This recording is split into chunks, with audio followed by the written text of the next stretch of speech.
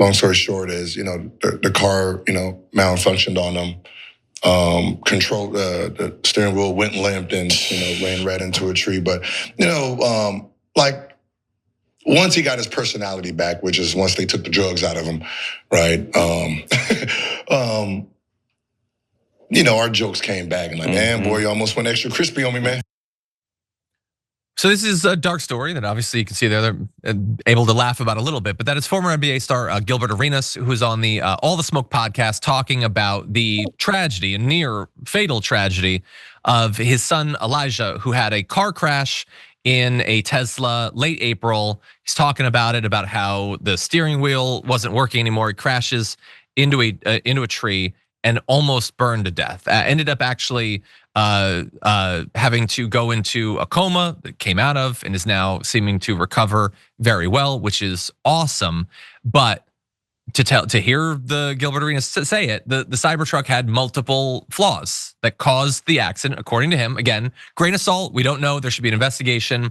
But not only caused the accident, but made it much more difficult for Elijah to get out of the vehicle once it started to burn.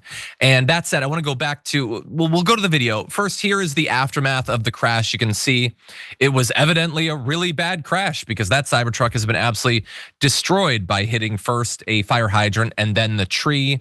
And so you can imagine the damage that would do to anyone inside, especially because it seems like, contrary to everything that vehicle designers have learned over the last century, the Cybertruck was not designed to really crumple like cars are supposed to. But thankfully Elijah survived the initial impact, but then did end up in a coma. So that said, I wanna go back to Gilbert for a little bit more on what actually happened and what caused the problems. You said that those windows are bulletproof. He couldn't break the window. He couldn't break the window. And so he was stuck in a car that was on fire. Yeah, and I had to, I have his phone. I had his phone, got his phone. So I seen that, when people are like, oh, he fell asleep. I'm looking at, he's on the phone, right? He's on the phone with 911. I'm trying to get that call. He was on the phone with them for 10 minutes. So I know he was at least in the car for 10 minutes, right? And it's, once he started, talking and, doing all that, just realized he couldn't break the window, start doing all the back search on the car. And, it's, if you're a parent and your teen has this car, you might want to put a hammer in that joint. Something to be able something that can break the window because physically not strong enough. He said he was trying to kick the door, the window, and he couldn't. Damn. And I said, I told him, I said, man, I'm gonna just be honest with you, because when he got home, we had flowers for him, and I gave him that speech. I said, listen, you're a lucky one to see this. Yeah, and that's just like absolutely devastating. Like the fact that he almost died in a fiery Cybertruck, and ended up being severely hurt, had a medically induced coma due to the smoke inhalation, and wasn't able to get out. And he's talking about how he was trying to break it down. He's a young athlete. He had a better chance than the vast majority of the population, but wasn't able to get through it. And it's not just him. Other people have had these issues getting out. There was, and this is even more of a tragedy, 3 people died in this case. A 19-year-old, the family of a 19-year-old California girl who died in a burning Cybertruck. They're trying to get access to the Cybertruck to find out exactly what happened, why she wasn't able to get out. That is absolutely devastating.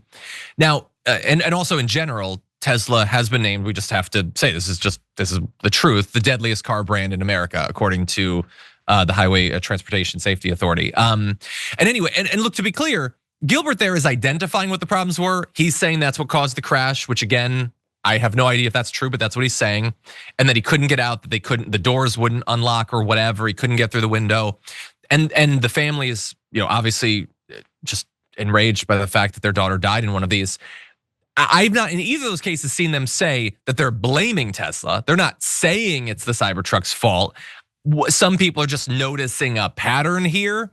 And so is it possible that the thing was designed to save you from fictional things? Like it's gotta be bulletproof, even though it's not, because someday you might be in Mad Max and Raiders might be coming, but that making the fictional stuff safer makes the realistic stuff, how people actually die in cars, significantly less safe. Again, they're not making those claims. They're not suing Tesla as far as I've seen so far, but it just, the pattern seems to be pretty clear here to me. Sharon, what do you make of this? I think you're onto something. Look, this truck was a brainchild endorsed by Elon Musk as like us against the world. It's very special. Not everybody has one. Not everybody could get one. It took a very long time. I think that's actually the case. The larger issue for me is that because of his proximity, getting lawsuits dismissed, getting inquiries by the government dismissed. Will we ever know? No, he didn't blame explicitly, but because it's Elon Musk, are we going to know what's really happening here? What's the flaw, if any,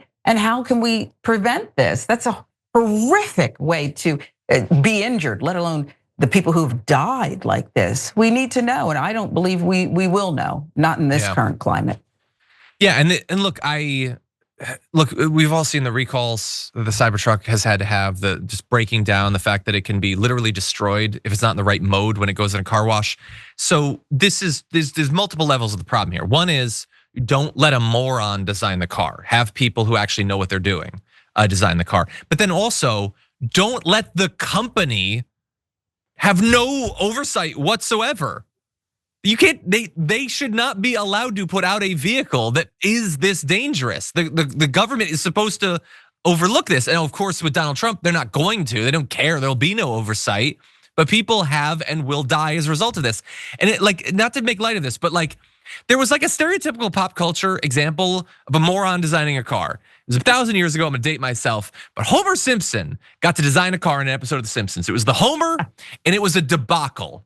But him, one of the dumbest characters in TV history, the worst thing about his car was that it was overpriced and kind of ugly.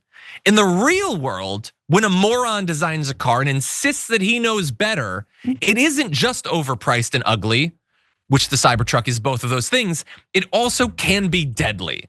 And so there needs to be investigations into this. I fear that it will not happen at the federal level.